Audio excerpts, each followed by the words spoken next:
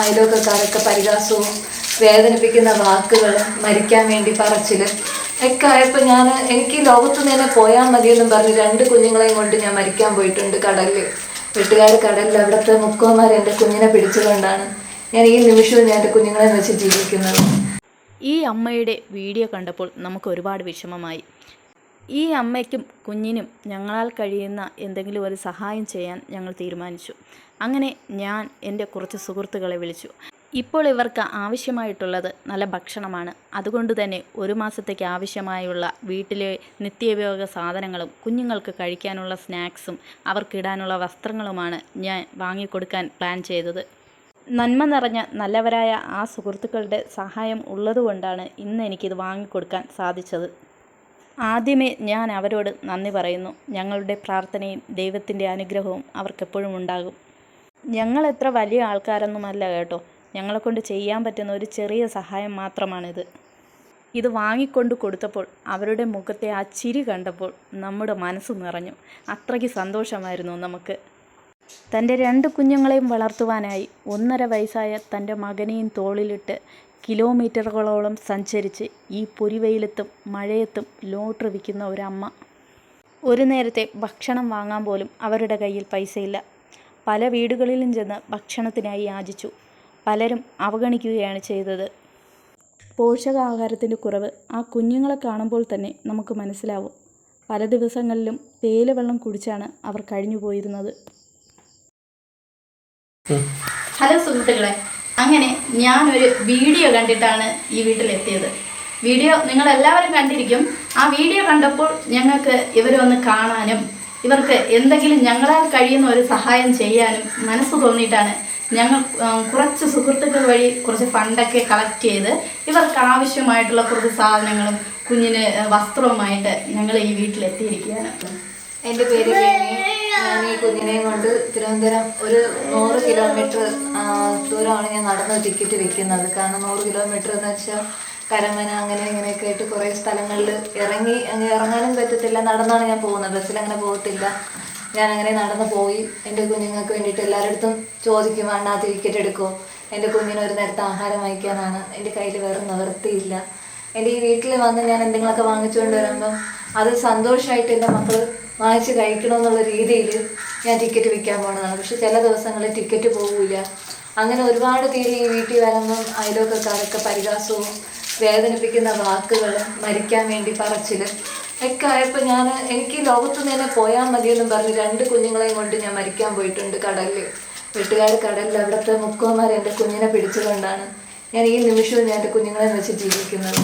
ഇല്ലെങ്കിൽ എൻ്റെ കുഞ്ഞ് ഞാൻ ഈ ലോകം കാണാനുള്ളതല്ല.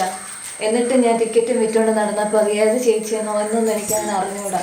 അവരാദ്യമേ എൻ്റെ ടിക്കറ്റ് ഷൂട്ട് ചെയ്തുകൊണ്ട് നിന്നപ്പോഴത്തേക്ക് ആ ഒരു ഇതിൽ ലാസ്റ്റ് എൻ്റെ അടുത്ത് വന്നു. ഞാൻ വിഷന്നങ്ങനെ ഒരുമാതിരി വിഷന്നങ്ങനെ നടന്നു. എൻ്റെ മോനാണെങ്കിൽ പച്ചവെള്ളമാണ് കൊടുക്കുന്നത്. അന്ന് തേയിലപ്പൊടി വാങ്ങാനോ ഒന്നും നിവർത്തിയില്ലായിരുന്നു. കാരണം ഇപ്പോൾ ഇടയ്ക്ക് എനിക്ക് കുറച്ചിപ്പോൾ ആ വീഡിയോ കാരണം കുറച്ച് സഹായങ്ങൾ കിട്ടി. എൻ്റെ മക്കളിപ്പോൾ പട്ടിണിയില്ലാതെ പോകുന്നുണ്ട്. പിന്നെ എൻ്റെ മോളിപ്പോൾ തിന്നാത്തതിൻ്റെ ഒരു കുറവ്. എൻ്റെ മക്കളുടെ വിശപ്പ്, ഇവനാണെങ്കിൽ രാത്രിയാണ് വിഷം എണീക്കുന്നത്. കാരണം ഒന്നും കൊടുക്കാൻ കാണൂല, തേയില വെള്ളം കാണൂല, തേയിലപ്പൊടി കാണൂല, പഞ്ചസാര കാണൂല. ചിലവരുടെ അടുത്തൊക്കെ ഞാൻ ചോദിച്ചിട്ടുണ്ട്, അണ്ണാ 1 ഗ്ലാസ് പഞ്ചസാര തരുമോ, അല്ലെങ്കിൽ ചേച്ചി 1 ഗ്ലാസ് പഞ്ചസാര തരുമോ എന്ന് ചോദിക്കുമ്പോൾ പാല് വാങ്ങിക്കാൻ പോകുമ്പോൾ അയ്യോ ഞാൻ വിറ്റില്ല, ഞാനിത് വിൽക്കുന്നില്ല, അല്ലെങ്കിൽ തീർന്നു പോയി പറയാനേ ആൾക്കാരുള്ളൂ. കടകളിൽ പലചരക്ക് സാധനങ്ങൾ വാങ്ങിക്കുമ്പോൾ 100 രൂപ കൂടുതൽ പൈസ കടം തരൂല എന്നൊക്കെ പറഞ്ഞ് വേദനിപ്പിക്കുന്ന വാക്കുകളേ ഉള്ളൂ. ടിക്കറ്റ് വിറ്റില്ലെങ്കിൽ അന്ന് ഈ വീട് പട്ടിണിയാണ്. കാരണം ഒരു ദിവസത്തെ ടിക്കറ്റ് വിൽക്കാതെ ഒരു കെട്ട് കണക്കിന് ഞാൻ ഈ വീട്ടിൽ കൊണ്ടുവന്നിട്ടുണ്ട്. കാരണം പോവില്ല, ഒന്നുപോലും പോവില്ല. മഴയത്തായാലും വെയിലത്തായാലും എൻ്റെ കുഞ്ഞിനെ കൊണ്ട് നിൽക്കാകുമ്പം ചിലപ്പോൾ എല്ലാവരും വാങ്ങിക്കുമ്പോൾ ഒരു 10 രൂപ കൂടുതൽ തരും. കാരണം അതിനാ 10 രൂപ വാങ്ങിച്ച് നീ പാല് കൊച്ചിന് വാങ്ങിച്ചു കൊടു, കൊച്ചിന് എന്തെങ്കിലും ഒന്ന് വാങ്ങിച്ചു കൊടു, അല്ലെങ്കിൽ ചായ വാങ്ങിച്ചു കൊടു എന്ന് പറഞ്ഞ് 10 രൂപ കൂടുതൽ തരും. കാരണം 40 രൂപ ടിക്കറ്റാണ്. 40 രൂപ ടിക്കറ്റിൽ 10 രൂപ കൂടുതൽ തരും. കൂടുതൽ തരുമ്പോഴത്തേക്ക് അത് സന്തോഷമായിട്ട് വാങ്ങിച്ചുകൊണ്ട് വന്നിട്ട് ഒരു പാല് ഞാൻ ഇവിടെ മരുട്ടൂടെ മിക്കടുത്തൊന്നും കടങ്ങളാണ് വാങ്ങിക്കുന്നത്. അപ്പോൾ ആ കടങ്ങൾ വാങ്ങിച്ചിട്ട് ഞാൻ പറയും ചേച്ചി ഞാൻ നാളെ തരാം, മറ്റന്നാൾ തരാം, അല്ലെങ്കിൽ ഞാൻ പറയും ഒരാഴ്ച കഴിഞ്ഞിട്ടാലും ഞാൻ തരാം ചേച്ചി എന്ന് പറഞ്ഞിട്ട് ഞാൻ വാങ്ങിക്കുന്ന കടകളുണ്ട്.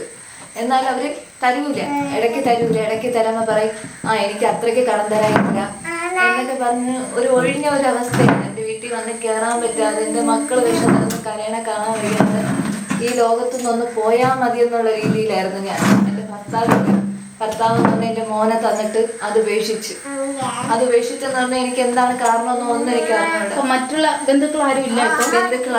ബന്ധുക്കളൊക്കെ പരിഹസിക്കാനും ഒറ്റപ്പെടുത്താനും വേദനിപ്പിക്കാനും മാത്രമേ ഉള്ളൂ. അമ്മയ്ക്ക് ജോലി എന്തെങ്കിലും ഉണ്ടോ? ഇല്ല, അമ്മ വീട്ടിൽ തന്നെയാണ്. മോളെ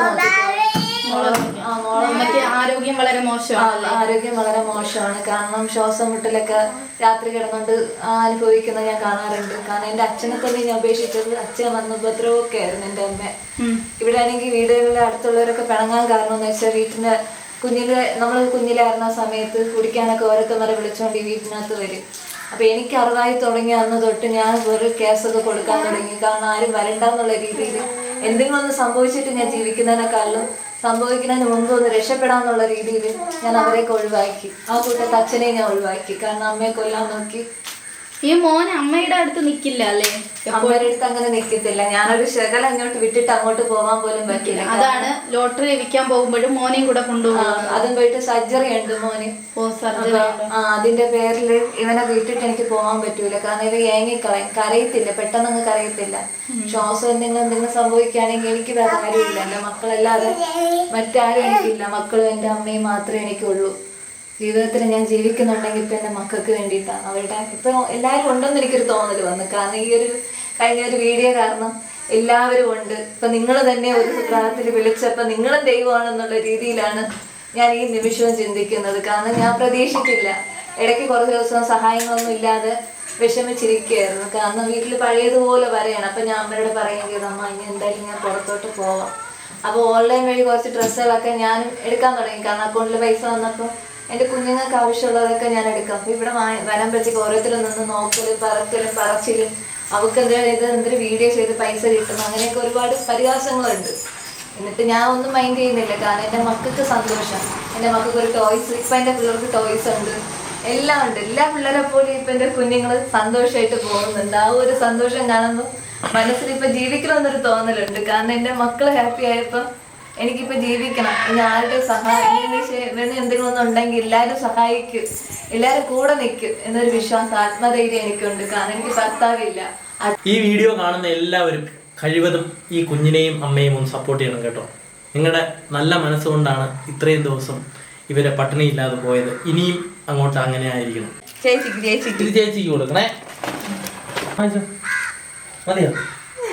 ഇനിയുണ്ട് കേട്ടോ, ഇനിയുണ്ട്. ഇതിന് പോക്കറ്റിൽ വെക്കാം. നമുക്ക് ഇത് പോക്കറ്റ് വെക്കാൻ പറ്റും. അപ്പോൾ ഇത് പോക്കറ്റ് വയ്ക്കാം. ഇത് പോക്കറ്റ് വെച്ചിട്ട് ഇത് പിടിച്ചോ. ഓക്കെ അല്ലേ? ഓക്കെ അല്ലേ? ഇനി നിനക്ക് വേറെ എന്താ? ഇത് കണ്ടോ, ഇത് കണ്ടോ?